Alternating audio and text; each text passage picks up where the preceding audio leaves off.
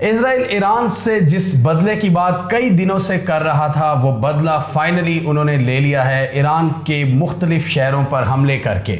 आज की इस वीडियो में हम जानने की कोशिश करेंगे इजराइल के हमले का क्या स्केल था, उन्होंने कितनी तबाही मचाई है ईरान के अंदर। दोनों साइड्स का मौक़िफ़ जानने की कोशिश करेंगे और साथ ही ये भी जानने की कोशिश करेंगे कि इस हमले के बाद मिडल ईस्ट में जो चेंज होती हुई सिचुएशन है वो आगे किस तरह बढ़ेगी।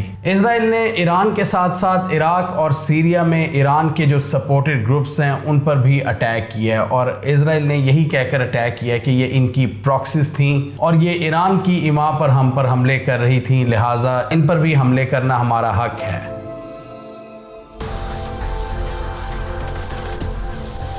ये पहली बार है कि इजराइल ने ईरान पर हमले की रिस्पॉन्सिबिलिटी क्लेम की है और उनके मुताबिक ईरान के अंदर मिलिट्री साइट्स को टारगेट किया गया है। तो आइए देखते हैं इसकी डिटेल्स। IDF यानी इजराइल की जो डिफेंस फोर्सेस हैं उनके मुताबिक हमारी ये स्ट्राइक्स प्रिसाइज थी, यानी हमने अपने टारगेट्स को बिल्कुल सही तरीके से निशाना बनाया है। ईरान कुछ क्लेम कर रहा है और इजराइल कुछ क्लेम कर रहा है और इस हमले की जो कंप्लीट डिटेल्स हैं वो अभी भी अनक्लियर हैं, लेकिन हमने डिफरेंट सोर्सेज से हकाइक को जानने की कोशिश की है और काफ़ी हद तक फैक्ट्स के करीब पहुंच गए हैं। तो सबसे पहले इजराइल का मौक़िफ़ जान लेते हैं। वो ये कहते हैं कि हमने 20 के करीब मिलिट्री साइट्स को टारगेट किया है। उसमें कौन सी फैसिलिटीज़ हैं, वो ये कहते हैं कि ईरान की जो मिसाइल मैन्युफैक्चरिंग फैसिलिटीज़ हैं उनको तबाह व बर्बाद किया गया है। इसके अलावा वो कहते हैं कि जो surface to air missiles Iran जहां पर बनाता है उसको भी हमने टारगेट किया है और दूसरी जो मिलिट्री साइट्स हैं,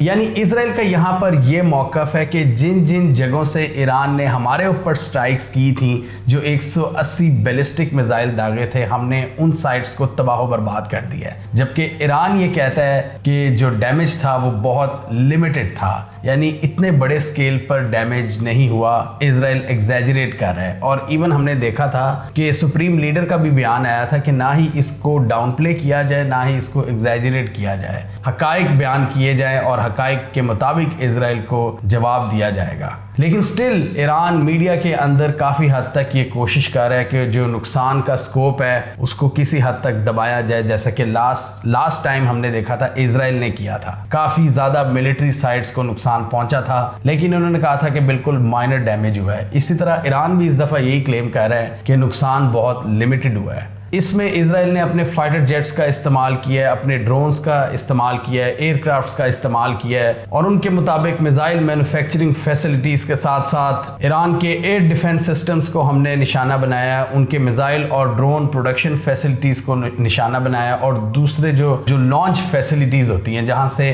ईरान इन पर हमले लॉन्च करता है। यानी इजराइल के मुताबिक उन्होंने ईरान के मिसाइल सिस्टम्स और एयर डिफेंस कैपेबिलिटीज को निशाना बनाया है ताकि फ्यूचर में ईरान के पास ये कैपेबिलिटी ना रहे, वो इजराइल पर हमले करें। अब ये इजराइल के क्लेम्स हैं। इजराइल इस तरह के क्लेम्स कर रहा है कि हमने इतने बड़े पैमाने पर ईरान को नुकसान पहुंचाया है। ईरान की बात करें तो उन्होंने 4 सोल्जर्स की अमवात की तस्दीक की है जो इन फैसिलिटीज़ के अंदर काम कर रहे थे, उनमें से 4 सोल्जर्स मारे गए हैं। ईरानियन अथॉरिटीज़ के मुताबिक ईरान के 3 प्रोविंसेस तेहरान, खुजिस्तान और इलाम में हमले हुए हैं और यहाँ पर मिलिट्री साइट्स को निशाना बनाया गया और सबसे ज़्यादा तेहरान में जो मिलिट्री साइट्स हैं वो टारगेट की गई हैं इजराइल की जानिब से और इसको खुद ईरानियन हकाम भी तस्लीम कर रहे हैं। लेकिन वो ये कह रहे हैं ऑब्वियसली कि जो डैमेज था वो काफ़ी लिमिटेड था और इजराइल अपने ऑब्जेक्टिव्स में कामयाब नहीं हो सका। ईरान के मुताबिक उन्होंने इन सारे हमलों को सक्सेसफुली इंटरसेप्ट कर लिया है और इनकी सारी मिलिट्री साइट्स महफूज हैं, जबकि इजराइल ये कह रहा है कि हमने 20 से ज़ायद मिलिट्री साइट्स को वाज़ेह तौर पर नुकसान पहुंचाया है। लास्ट टाइम आपको याद होगा हमने इस वीडियो में इस पॉसिबिलिटी को डिस्कस किया था कि इजराइल बातचीत कर रहा है अमेरिका से कि ईरान के अंदर किस तरह के हमले किए जाए और वो सोच रहे थे कि ईरान की ऑयल फैसिलिटीज़ और न्यूक्लियर फैसिलिटीज़ को निशाना बनाया जा सकता है। तो इस दफ़ा यूएस ने ये कंफर्म किया है कि इन दोनों किस्म की साइट्स को निशाना नहीं बनाया गया, ना ही ईरान की ऑयल साइट्स को ना ही ईरान की न्यूक्लियर साइट्स को, जबकि ईरान की जो दूसरी मिलिट्री बेसिस हैं उनको टारगेट किया गया। जबकि सीरिया के अंदर भी इजराइल के हमलों की इतलात मिली हैं और सदर्न और सेंट्रल सीरिया में इजराइल ने एयर स्ट्राइक्स की हैं। इसके अलावा यूएस एडमिनिस्ट्रेशन जो बाइडेन की हुकूमत है, उन्होंने ये भी कंफर्म किया है कि हमें इन हमलों के बारे में कोई इतलात नहीं थी और इजराइल ने ये एक्शन खुद ही लिया है। यूएस का इन हमलों से कोई ताल्लुक नहीं है। लेकिन उन्होंने ये भी कहा कि जो बाइडेन को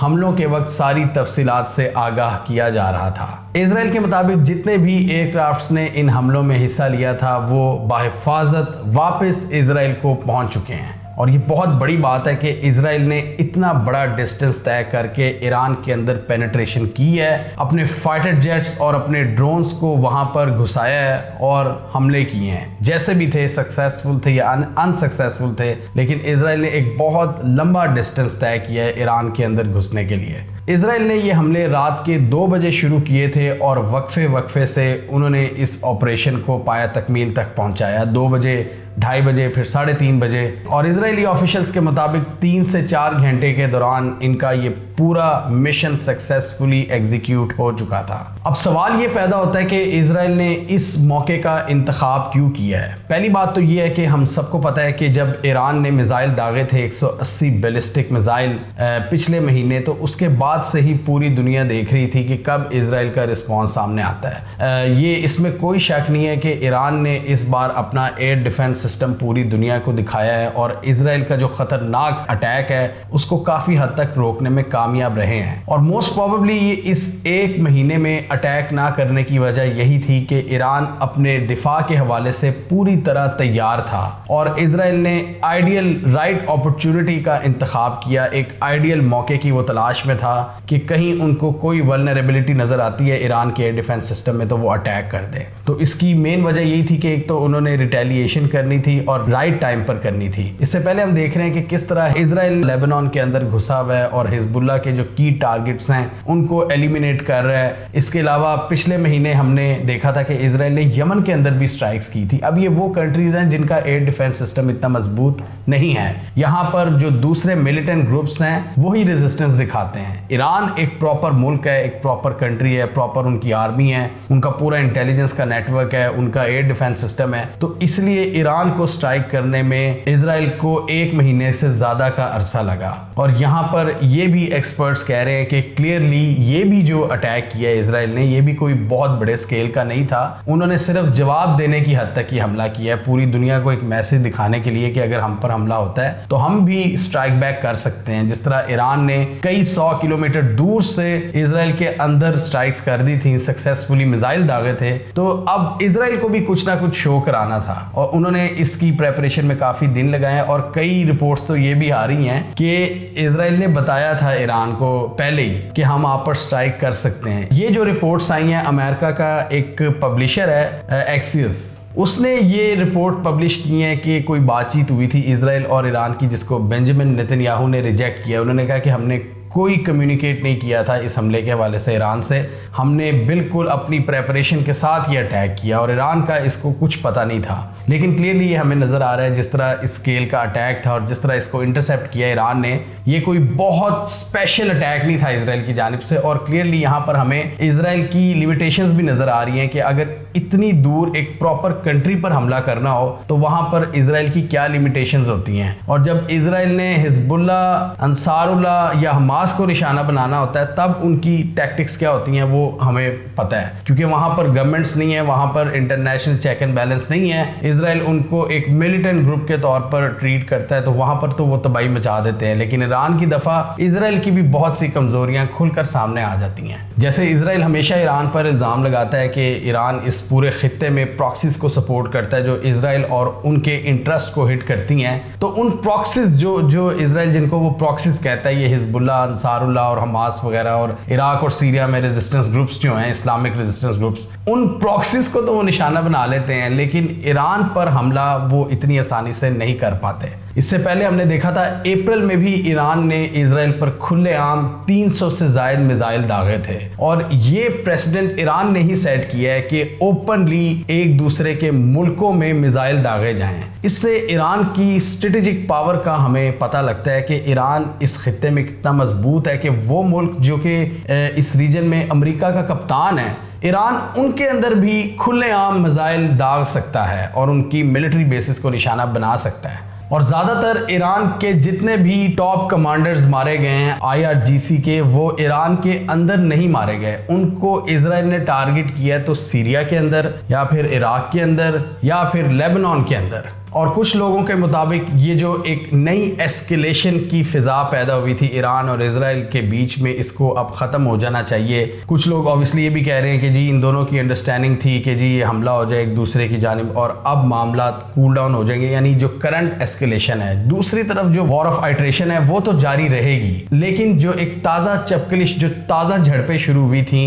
अब वो एपिसोड्स खत्म हो जाएंगी। यूएस के सीनियर मिलिट्री ऑफिशियल्स का भी यही ख्याल है कि ईरान और इजराइल के दरमियान ये जो डायरेक्ट एक्सचेंज शुरू हो गए थे, इनको अब ख़त्म हो जाना चाहिए और अब मामला मज़ीद एस्केलेट नहीं करेंगे। जबकि ईरान की बात करें तो वो ऑब्वियसली इजराइल को धमकी लगा रहा है। वो ये कह रहा है कि हम अपनी नेशनल सिक्योरिटी पर कोई कॉम्प्रोमाइज़ नहीं करेंगे और इजराइल को इसका जवाब दिया जाएगा। जबकि सुप्रीम लीडर का भी ये हुक्म आ गया है कि इस हवाले से सारी तहकीकात की जाएं और पूरी कैलकुलेशंस करके मुनासिब तौर पर इसका जवाब दिया जाएगा। जबकि ईरान का दूसरी तरफ ये भी कहना है कि इस पूरे खित्ते में वो पीस और स्टेबिलिटी के लिए किसी भी काविश से पीछे नहीं हटेगा और जितने भी ऑप्शंस हैं पीस और स्टेबिलिटी के लिए, उनको वो यूज़ करेगा। हमें कमेंट सेक्शन में बताइए आपके ख्याल में ईरान और इजराइल के दरमियान ये जो ताज़ा झड़पें हुई थी, ये जो डायरेक्ट एक्सचेंजेस हुए थे, एक दूसरे के मुल्कों में मिसाइल मारने का सिलसिला शुरू हुआ था, ये अब ख़त्म हो चुका है या आपके ख्याल में ये जंग मज़ीद आगे तक जाएगी, या आपके ख्याल में ये जंग उसी तरह इनडायरेक्ट हाइब्रिड वॉरफेयर की शक्ल में लड़ी जाती रहेगी जैसे कि